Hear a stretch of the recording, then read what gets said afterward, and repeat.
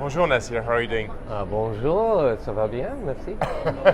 Going to do it in French? No, I think No, that's about as far as it goes. Let's switch back to English, but Yeah. anyway, even though I now I know that living in Luxembourg, you're probably a man of the world and so many languages are spoken there, but we've known each other for so long, we haven't seen each other in person for a long time, Yes. even though social, makes you feel that you're still very close and connected. So again, very happy to see you here. We had Money20 in Amsterdam.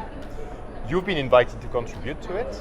So maybe the first thing before we talk about it is let's step back and tell us about your current activities and the great work you're doing from Luxembourg.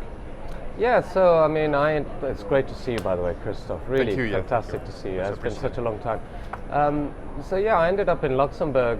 Really, I was looking again to build another company. I was looking at building a digital custodian bank. Actually, we'd just finished rolling out Solaris Bank in Germany with Finleap, but I saw a tremendous opportunity in Luxembourg and within the field of asset management. But when I got there, I got to know a lot of people, and that's one of the amazing things about Luxembourg is that you can get access to very senior people, government ministers, etc., as well as CEOs very easily. And I was roped into helping the government figure out their fintech strategy because they felt that they needed to be doing something. And out of that came this idea or concept of the Luxembourg House of Financial Technology, the LHoFT. And they thanked me for it. I said, yep, great. And I was carrying on building my digital bank. And then they said, Naz, but we want you to run it. And I said, really? It's not really the kind of thing I do. But I said, all right. I mean, you're asking nicely and quite persuasively. It was the Minister of Finance asking me. So, you've got to pay some attention to it. And I asked to meet all the key stakeholders that would be involved in the project. So particularly all the sort of CEOs and MDs of the financial institutions there. And what I found that was really, really interesting. So Luxembourg, about 50% of the population is foreigners. And obviously a lot of foreigners are running the financial institutions in Luxembourg. But what I found really interesting in talking with them is that in terms of expressing their desire as to what they are looking for in terms of digitalization and fintech for their institutions, somewhere in the conversation, every single one of them said, and let's do something great for Luxembourg. And I found that absolutely fascinating because that loyalty, commitment and drive is just such a powerful string that I suddenly started thinking that this is something we could pull on and really bring the community together and make things happen. And it got me excited, so I accepted the role. So we set up the LHoFT, it's a foundation, public-private, not-for-profit, about 2 years ago now. Basically, the mission is to drive a future competitiveness for Luxembourg's financial services industry with a core focus on digitalization.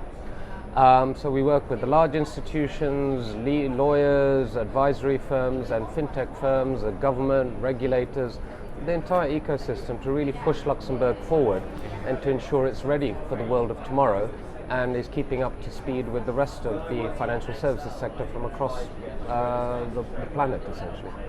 And congratulations for the achievements in just 2 years, and I'll talk about it in a second. Yeah.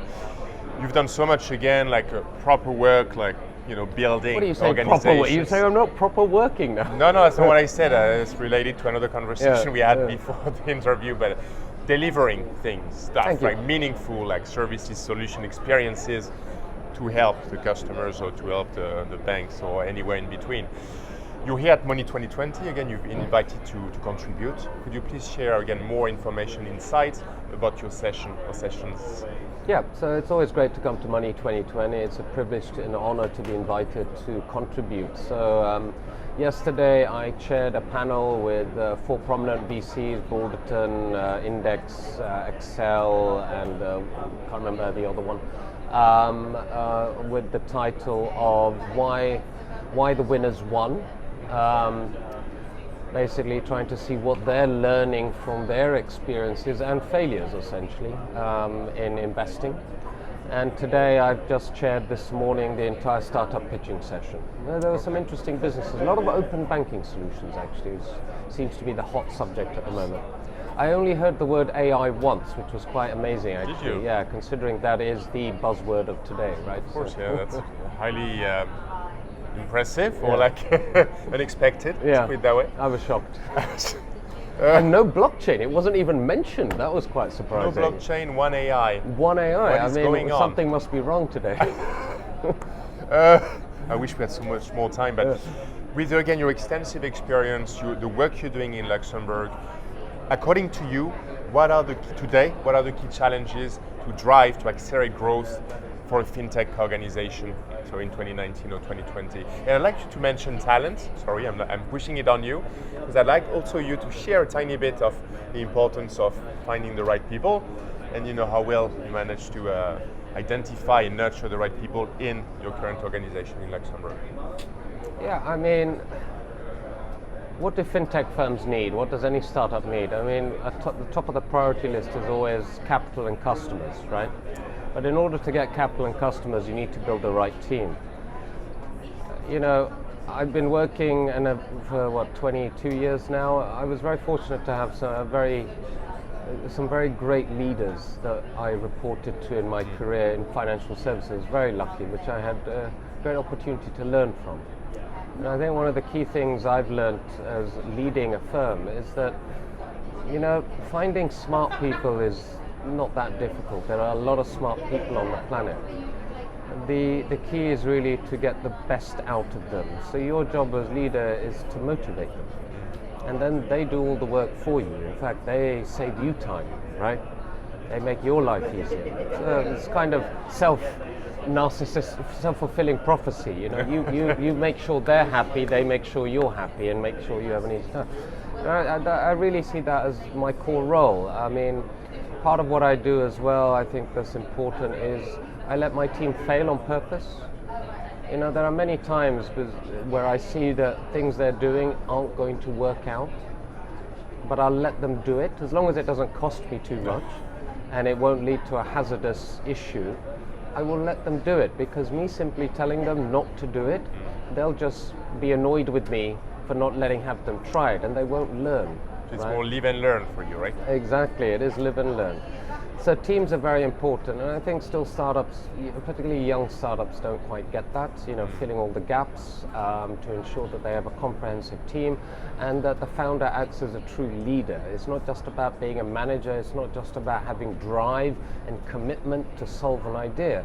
They need to be able to build teams and extract the best out of those teams in order to make a business scale. That's really the core. What I feel is the core, anyway.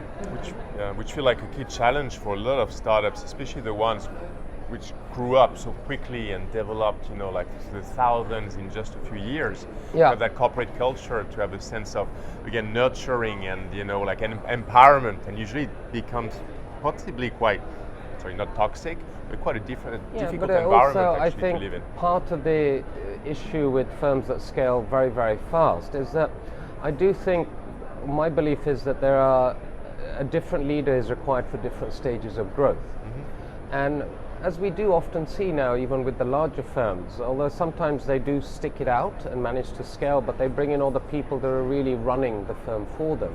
Yeah. But it's very rare where a tech-orientated, execution, fast-acting young leader at a early stage startup is the right person to run that company when they're making 10, 20, 30 million in revenues with 400 people working for them. It's a different mindset and characteristic. Now, yes, some people can adapt, but you first need to realize that you have to change. Of course. And then you have to accept as well, is this still interesting to me? I mean, as a founder, you're always interested in your business, but I think that people are motivated by different things. Some are motivated by that excitement and energy of the early stage. Others enjoy the more mundane sort of statutory growth that comes in later stages, right? So it's different skill sets and different environment, and you have to be prepared for that if you want to see it all the way through, or just simply admit that that's not for you and maybe leave, quit, take your shares with you, find a better leader. You're still going to capitalize and start another company, right?